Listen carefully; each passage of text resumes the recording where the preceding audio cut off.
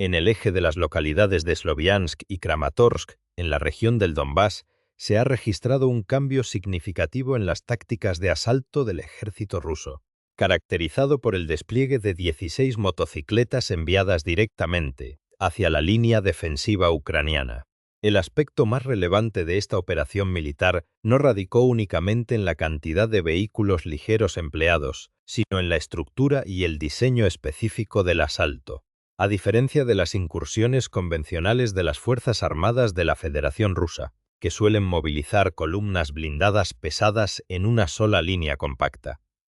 esta ofensiva se organizó mediante la división de las motocicletas en grupos reducidos. Estos elementos avanzaron con intervalos de varios minutos entre sí, con el objetivo operativo de camuflarse en las líneas de árboles, caminos de tierra y senderos estrechos para aproximarse a las posiciones de la República de Ucrania. La misión estratégica de estas unidades de vanguardia consistía en localizar un punto débil en el despliegue defensivo antes de que los destacamentos ucranianos pudieran identificar la procedencia y el vector del empuje principal del ataque enemigo. Este suceso evidencia la transformación en el desarrollo de los combates en el frente del Donbass, donde los vehículos de combate de infantería, los vehículos blindados de transporte de personal y los tanques rusos sufren una alta vulnerabilidad al ser detectados con facilidad en cuanto abandonan sus posiciones de cobertura. Los vehículos aéreos no tripulados de reconocimiento de las fuerzas de Ucrania mantienen una vigilancia constante sobre las rutas de tránsito, lo que les permite registrar el levantamiento de polvo, rastrear los giros en el terreno y convertir cualquier movimiento mecanizado en un objetivo coordinado para la artillería y los sistemas de ataque. Ante este escenario de alta visibilidad, el comando militar ruso ha optado por implementar el envío de grupos de asalto más pequeños, rápidos y de menor costo económico hacia los mismos espacios de combate. Sin embargo, la velocidad de estos vehículos ligeros implica un costo operativo crítico, debido a que una motocicleta carece por completo de blindaje, estructuras de techo o cabinas de protección para sus tripulantes. En el momento en que un dron con visión en primera persona logra fijar la ruta de tránsito, el conductor se encuentra desprovisto de zonas de refugio o protección efectiva en el terreno. El análisis de este enfrentamiento demuestra cómo un convoy militar puede perder la capacidad de combate antes de alcanzar la primera línea de trincheras del adversario. La operación inicial rusa no comenzó con un despliegue masivo de blindados, sino con un patrón de movimiento disperso y difícil de interpretar, centrado en el uso de motocicletas con un distanciamiento calculado a través de terrenos irregulares y accidentados. El primer indicio de la ofensiva en el sector no fue el sonido característico de los motores de los tanques, ni la aproximación en campo abierto de los vehículos de combate de infantería, sino la aparición de las motocicletas en las rutas de acceso hacia las líneas ucranianas.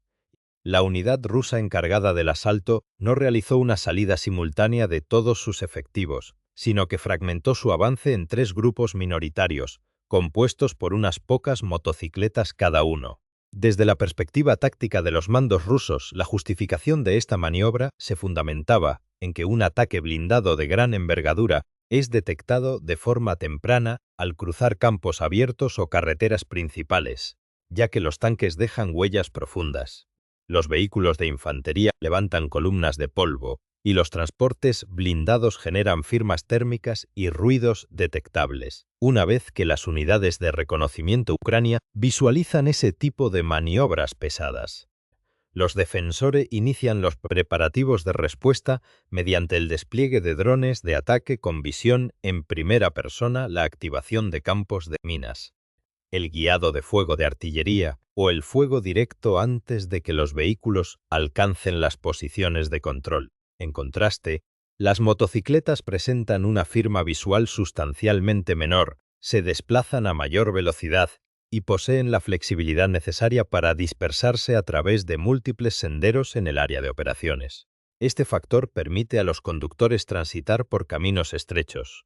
avanzar junto a las líneas de vegetación o cruzar terrenos dañados por los bombardeos, donde un vehículo pesado se vería obligado a reducir su velocidad de marcha de forma considerable. Esta modalidad operativa proporciona a los comandantes de las fuerzas rusas un método económico para verificar la viabilidad de una ruta de infiltración sin la necesidad de arriesgar múltiples plataformas blindadas en una sola acción de reconocimiento o armado. A pesar de estas ventajas teóricas, el asalto presentó debilidades estructurales desde su inicio, dado que los grupos reducidos de motocicletas no eran invisibles para los sistemas de vigilancia, sino únicamente menos evidentes en el entorno. Cada vehículo continuaba levantando polvo a su paso, cada cambio de dirección señalaba el vector de avance y cada detención en el camino reflejaba la incertidumbre de los conductores ante el terreno. Incluso la distancia de separación mantenida entre los diferentes grupos aportaba datos de valor estratégico para los analistas militares que observaban el desarrollo de las acciones desde el espacio aéreo. El primer grupo de motocicletas no realizó una carga frontal y directa contra la línea de trincheras, sino que avanzó en paralelo a una línea de vegetación de baja altura, alterando su rumbo de manera constante a través de pequeños senderos beige. Esta maniobra tenía como finalidad reducir la exposición al fuego enemigo y complicar la capacidad de los analistas de Ucrania para determinar si se trataba del eje principal del asalto o de un reconocimiento de fuerza menor. Los conductores emplearon los accidentes topográficos del terreno como una pantalla de protección, intentando mantenerse cerca de las coberturas naturales sin llegar a ocultarse por completo en ellas. Esta acción constituyó la fase inicial del enfrentamiento táctico, en la cual el mando ruso buscaba modelar la percepción del combate antes de que las fuerzas ucranianas pudieran descifrar la intención de la maniobra. Si las unidades defensoras reaccionaban con excesiva premura, corrían el riesgo de revelar la ubicación exacta de sus estaciones de operación de drones, sus puntos de fuego fortificados o sus equipos de observación avanzada en el frente. Por el contrario, si los defensores demoraban su respuesta, las motocicletas podían aproximarse de forma peligrosa a los accesos de las trincheras, a estructuras civiles colapsadas o a rutas cubiertas que sirvieran de base para sostener la siguiente fase del ataque. Debido a estos factores, la sincronización y el tiempo transcurrido entre el avance de cada grupo adquirieron una importancia crucial para el desenlace de la acción militar en el eje de Sloviansk y Kramatorsk. El avance de una sola unidad aislada podía ser descartado por los defensores como una incursión o incursión de hostigamiento menor sin mayores consecuencias.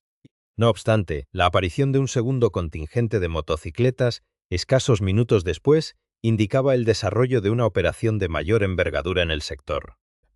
La posterior detección de un tercer grupo confirmó que las fuerzas de la Federación Rusa intentaban ejercer una presión escalonada en fases, en lugar de ejecutar una carga única y desorganizada contra un solo punto de la línea defensiva. Este patrón de infiltración obligó a las unidades de las Fuerzas Armadas de Ucrania a monitorizar de forma constante el área, comparar los vectores de aproximación y determinar qué movimiento representaba la amenaza principal. Aunque desde la perspectiva de los combatientes en el suelo, la táctica ofrecía dinamismo debido a la dispersión de los objetivos y la velocidad para cruzar sectores expuestos. La perspectiva aérea de los drones de reconocimiento comenzó a consolidar un mapa preciso de la ofensiva. Las motocicletas de vanguardia señalaron la dirección del ataque. Los grupos posteriores determinaron la profundidad de la formación. La vegetación delimitó las zonas de refugio y las huellas marcaron las vías de acceso utilizables para el envío posterior de refuerzos mecanizados.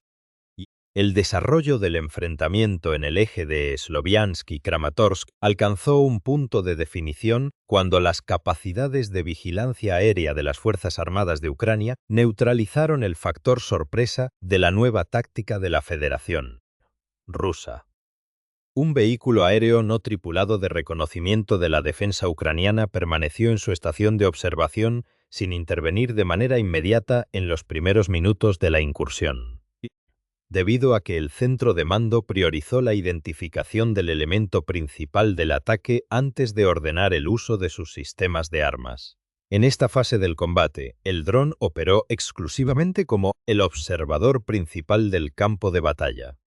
manteniendo una altitud suficiente para asegurar un campo de visión amplio y una distancia prudencial que evitara delatar la posición de los equipos de control táctico en tierra. Desde dicha posición aérea, el operador de la aeronave no tripulada registró de forma pormenorizada las carreteras vecinales, la disposición de las líneas de vegetación,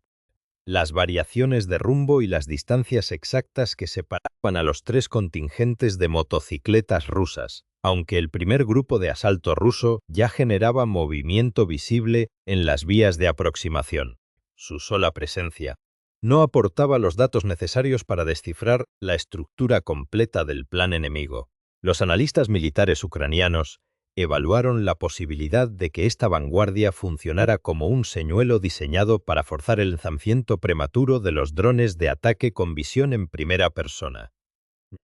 lo que habría agotado las municiones de precisión antes de la aparición del verdadero esfuerzo principal de la ofensiva. Por este motivo, el dron de reconocimiento continuó con las tareas de monitorización en lugar de coordinar un impacto inmediato de la artillería.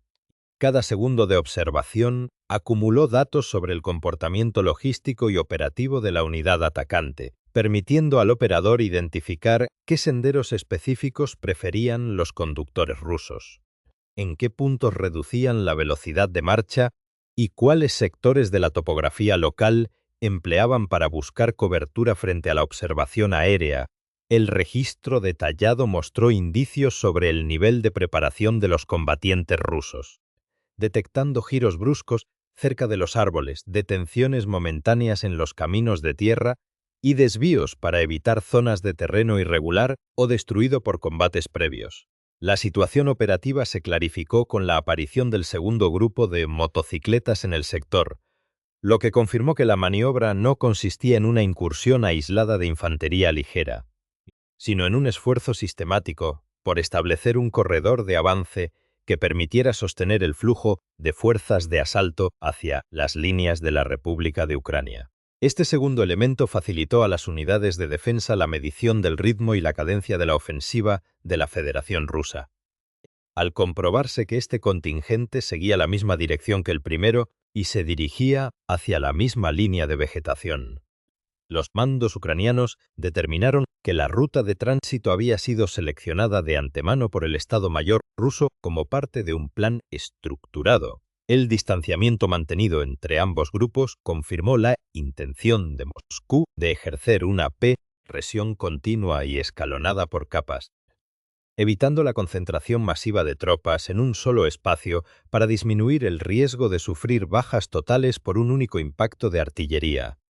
Sin embargo, esta misma dispersión temporal se convirtió en el factor de mayor vulnerabilidad para las fuerzas de asalto rusas, ya que a mayor tiempo de exposición en el terreno, menor era el secreto de la operación. A pesar de la velocidad sostenida por las motocicletas en el suelo, la estructura organizativa de la incursión quedó expuesta ante el visor del dron de reconocimiento ucraniano, el cual definió la dirección con el primer grupo, la profundidad táctica con el segundo y dejó abierta la interrogante sobre la aproximación de un soporte blindado pesado en la retaguardia. La toma de decisiones por parte de los operadores de Ucrania requirió precisión analítica, debido a que un ataque anticipado destruiría una sola motocicleta sin desarticular la estructura del asalto, mientras que una respuesta tardía permitiría a los soldados de infantería rusos alcanzar posiciones fortificadas o estructuras cubiertas en las proximidades de la línea defensiva principal. El operador del dron de reconocimiento determinó el inicio de la fase de ataque cuando el costo de prolongar la espera superó el valor informativo de los datos recopilados. Mientras los conductores rusos confiaban en la velocidad y los giros rápidos entre la vegetación como su principal protección, el sistema defensivo ucraniano convirtió cada curva del camino, cada intervalo de distancia y cada sendero repetido en coordenadas georreferenciadas para la ejecución de los ataques de precisión. La primera acción de fuego de las fuerzas de Ucrania no se dirigió contra el vehículo, que presentaba mayor facilidad de tiro, sino contra el punto nodal que articulaba el avance ruso. Tras evaluar el comportamiento de la columna, el mando defensivo comprendió que las motocicletas operaban de forma interdependiente y no como elementos aislados, existiendo una unidad de vanguardia que probaba la seguridad de la ruta, un cuerpo central y una fuerza de reserva en la retaguardia. Por ello, el primer impacto de un dron con visión en primera persona resultó determinante. Las fuerzas ucranianas seleccionaron como objetivo una motocicleta ubicada en la sección central de la formación, la cual no ocupaba la posición más avanzada ni la de mayor velocidad, pero cumplía una función logística crucial al asegurar la comunicación, el transporte de equipos de enlace por radio o sistemas de inhibición de señales, destinados a proteger al grupo. El impacto directo del dron táctico provocó la destrucción del vehículo y la interrupción inmediata del ritmo de avance de toda la columna de asalto. Al perderse el elemento de enlace en la zona media de la formación, los conductores de la retaguardia quedaron desprovistos de información sobre la situación al frente, viéndose obligados a decidir de forma individual si continuaban la marcha o modificaban su rumbo en un sector expuesto. Por su parte, los elementos de vanguardia debieron elegir entre mantener el avance de forma aislada, reducir la velocidad para comprobar el estado de la retaguardia o buscar refugio inmediato. Esta interrupción evidenció las limitaciones del uso de motocicletas en operaciones de asalto en campo abierto, ya que a diferencia de las unidades mecanizadas pesadas, estos vehículos no permiten reagrupar las fuerzas ni recibir órdenes bajo fuego de manera coordinada. Ante el impacto, el contingente ruso se fragmentó en 3 direcciones distintas en lugar de mantener la cohesión de combate. Un sector de las motocicletas aceleró hacia el frente para salir de la zona de fuego directo y alcanzar la siguiente línea de cobertura disponible en el terreno. Otro grupo se desvió hacia la masa boscosa lateral con la expectativa de que el follaje impidiera la detección desde el espacio aéreo, mientras que los conductores restantes disminuyeron la marcha o intentaron realizar giros en U para evadir los restos del vehículo destruido en la carretera. Esta pérdida de organización proporcionó a las triplines de drones ucranianos una serie de objetivos fijos y desorganizados que facilitaron la ejecución de ataques sucesivos contra una fuerza de asalto cuya doctrina de velocidad y coordinación había quedado anulada en el eje de Sloviansk y Kramatorsk, tras la desarticulación del escalón de vanguardia compuesto por las motocicletas. El escalón de apoyo blindado de las Fuerzas Armadas de la Federación Rusa enfrentó la decisión táctica más compleja de la operación en el eje de Sloviansk y Kramatorsk. Los mandos de la unidad mecanizada debían optar entre mantener sus posiciones de reserva para observar la destrucción definitiva del grupo ligero o avanzar por la misma ruta vigilada con el propósito de sostener la ofensiva en el sector. Dentro del diseño del asalto combinado, los vehículos blindados pesados representaban el componente de fuerza, protección y potencia fuego, destinados a consolidar las posiciones en el caso de que las motocicletas lograran identificar una brecha o un punto débil en el despliegue de las fuerzas defensivas de Ucrania. Esta doctrina operativa buscaba fusionar la velocidad de desplazamiento de los vehículos ligeros con la capacidad de supervivencia y el soporte de las plataformas de combate convencionales en el terreno. Sin embargo, en el momento en que el grupo de vanguardia perdió su cohesión y el ritmo de avance debido a los impactos de los drones de precisión, la responsabilidad de mantener viva la incursión recayó sobre las tripulaciones de los vehículos blindados ubicados en la retaguardia. Los operadores rusos comprobaron a través de sus sistemas de observación que el frente de ataque ya no constituía una línea organizada, observando la dispersión de los soldados hacia las áreas arboladas y la obstrucción de las vías de tránsito.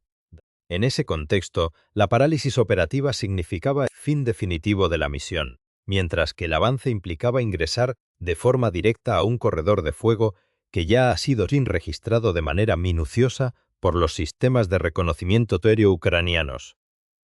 Esta circunstancia neutralizó la efectividad del componente mecanizado, puesto que las unidades pesadas no avanzaban hacia una posición segura, sino hacia una zona de destrucción definida previamente por los operadores de los drones de reconocimiento de Ucrania, La aeronave no tripulada de la defensa civil y militar ucraniana había documentado cada fase del tránsito de las motocicletas, identificando con precisión los sectores donde las carreteras rurales reducían su anchura, las áreas donde la densidad de la vegetación limitaba las maniobras de evasión y los puntos geográficos donde una plataforma blindada pesada contaría con un margen de movimiento restringido. Al iniciar su marcha el vehículo blindado de apoyo ruso, las coordenadas de la ruta ya formaban parte del mapa de objetivos de la artillería y de las escuadras de drones con visión en primera persona de las fuerzas defensivas. Aunque este material blindado disponía de una protección superior en comparación con las motocicletas, su volumen físico, su firma térmica y su menor capacidad para efectuar giros rápidos en caminos estrechos redujeron su margen de supervivencia en el área de combate. El ataque definitivo contra el elemento de soporte se ejecutó en las proximidades de la línea de Rodamí, Into, afectando los sistemas de tracción o el compartimento del chasis de la máquina conductora. La finalidad de esta acción de fuego no requería la destrucción instantánea de la estructura blindada, sino la inmovilización de la plataforma, la provocación de daños mecánicos severos o la inducción a un estado de indecisión en la tripulación. En un camino de tránsito limitado y flanqueado por obstáculos naturales, la detención de un vehículo pesado altera de forma inmediata la dinámica de toda la columna de marcha, transformando a la unidad líder en un bloqueo físico que detiene el avance de los elementos posteriores. Elimina la velocidad de la formación y rompe el enlace táctico entre la vanguardia y la guardia de la fuerza de asalto. Esta interrupción selló el fracaso del diseño híbrido implementado por el comando militar ruso en el Donbass.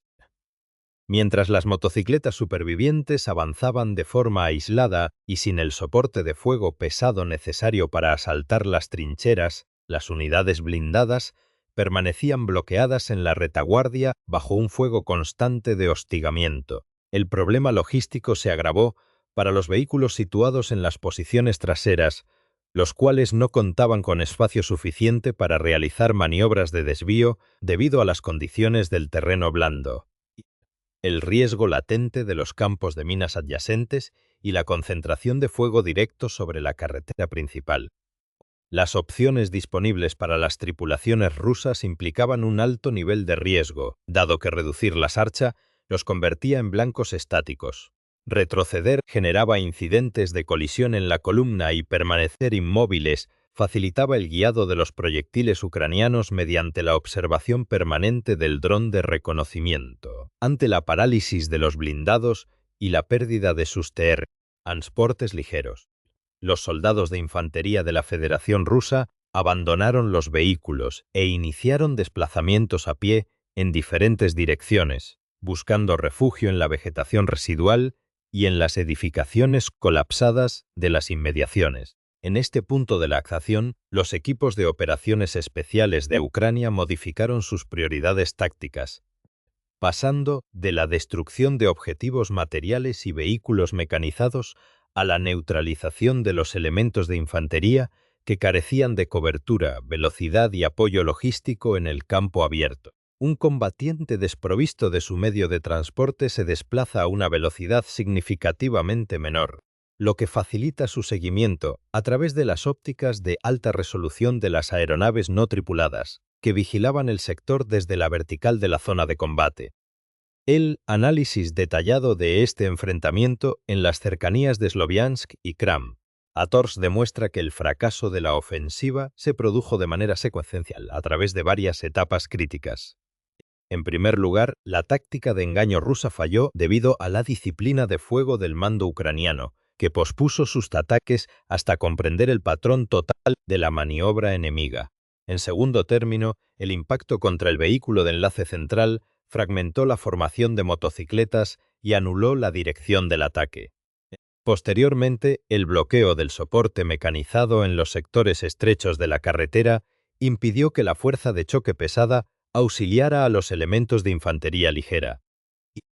dejándolos expuestos en un entorno controlado por los sistemas de armas defensivos antes de alcanzar la primera línea defensiva. Este suceso confirma que el ejército ruso está buscando alternativas operativas frente a la alta vulnerabilidad de sus columnas de tanque convencionales, ensayando métodos basados en la dispersión, el uso de motocicletas y el despliegue fraccionado de infantería. No obstante, los resultados de este combate evidencian que la velocidad de un vector ligero no compensa la ausencia total de blindaje en un escenario saturado por sistemas de vigilancia aérea y drones de ataque con visión en